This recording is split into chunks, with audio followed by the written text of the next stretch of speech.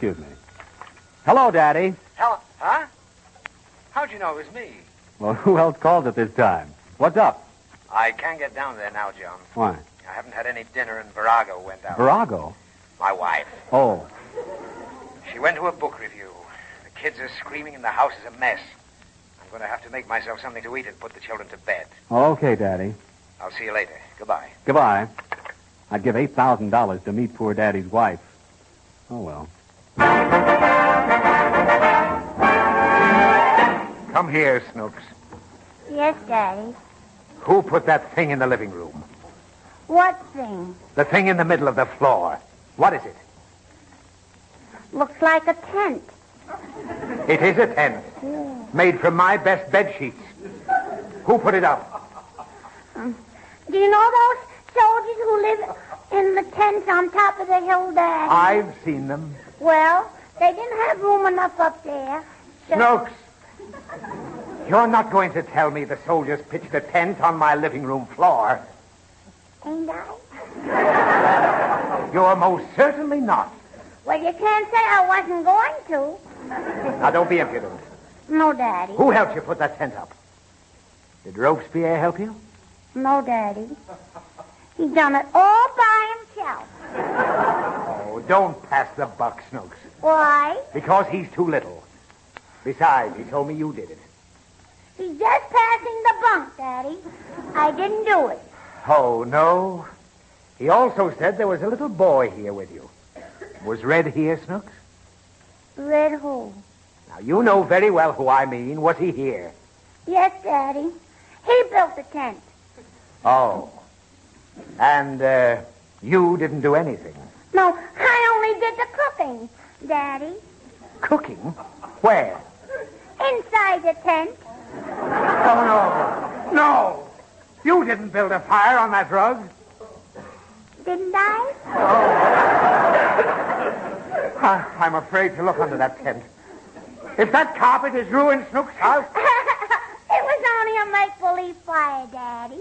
I didn't light it. Oh, thank heaven. Now I can look. Yeah. Well, where'd you get this firewood? It ain't firewood, Daddy. It's only make-believe. Where did it come from? Red chopped up a chair. Chair? Which chair?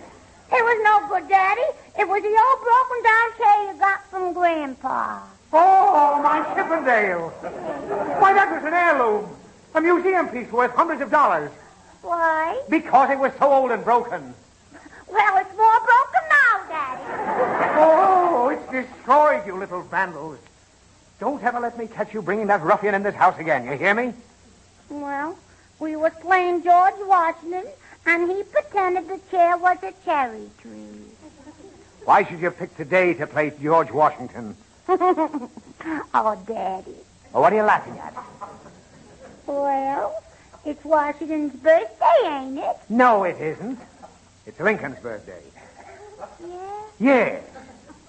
Washington's birthday isn't until, well, it's sometime next month, I think. Now, you'll help me clean up this mess as soon as I've eaten. I'll get you something to eat, Daddy. Never mind, I'll get it myself. No, there's nothing in the icebox, Daddy. But here's some nice frankfurters, and I'll cook them for you. Frankfurters? Why, these are empty skins. Where's the insides? I threw them away.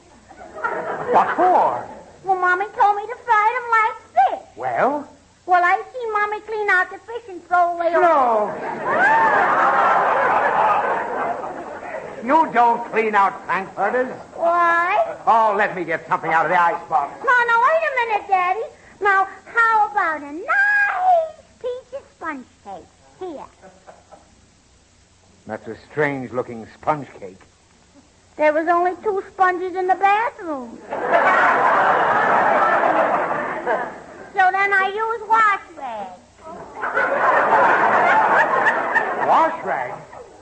No good? Get out of my way and let me get some food out of this icebox. Oh, please, Daddy. Look out. Well. Hello, Mr. Higgins. Cold day, ain't it?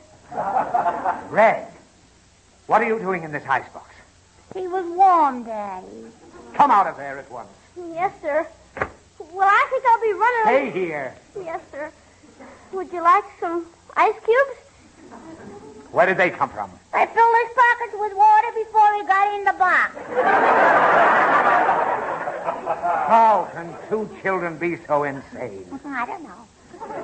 Get those wet clothes off at once, Red, and get in a hot tub. A bath? What did you have to take a bath for, Daddy? He might get pneumonia from the sudden change of temperature. Well, I'd rather get back in the icebox. Here, rub yourself with this towel. Your lips are blue. Is he blue all over? Yes. I want to see. Snook? I'll give you what you deserve in a minute. Why was this boy in the icebox in the first place? On account of the pie we made from the cookbook. Pie? Yeah. It said make the dough, then set in the icebox for 10 minutes. And I sat there for 20. Is the pie finished, Snook?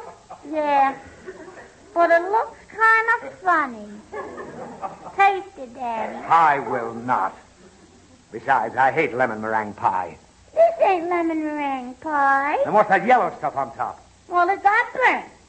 So I put on some ungatine.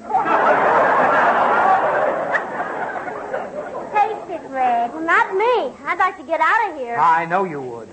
But there's a little explaining to do, my son. Is he your son, Daddy? No, he's not my son. Why? Because I've got one son who gives me enough trouble. At least I had a son when I left this morning. Where is he?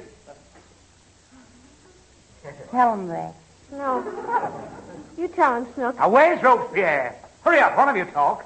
Well, I thought you seen him, and he told you Red was here. I didn't see him. I only guessed it. Well, then guess where Robespierre is. I'm not guessing anything. What have you done with the child, you bluebeards? Huh? Well, we washed the tomatoes off him and put him to sleep. Tomatoes? Yeah, and I had to change his... Snooks. I don't care if you had to change his bedding. I wasn't going to Never mind that. How did he get tomatoes on him? Tell him, Snooks. No, you tell him, Red. Oh, stop this equivocating. What about the tomatoes? Well, we wanted to make some money to go to the movies. Well? So we stuck Robespierre on a box in the backyard. Yes. And we put a picture of Hitler on his face. Go on. And we let the kids conk him with tomatoes. For a penny a sock. Conk. Yeah, conk him. And I suppose you were going to take Robespierre to the movies with you when you had enough pennies. No, Daddy. Then what was the poor child to get out of it? Well, we let him keep the tomatoes. Yeah, and he loves tomatoes, Daddy. Oh, I see. And you allow your little brother to be treated in that cruel fashion, eh, Snooks? Oh, he didn't get hurt, Mr. Higgins. The picture covered him. Oh. Yeah. And where did you get this picture of Hitler? Well, we didn't have no picture of Hitler. So we used that big one of Mama's. Oh, that's different. I wouldn't mind taking a shot at it myself. Nothing. I suppose both of you are prepared to pay the piper for your little escapades today? Yes, Daddy. Shall I turn over? Oh, wait a minute, Mr. Higgins. Don't spank her. It was all my fault. Spank me if you have to do any spanking. No.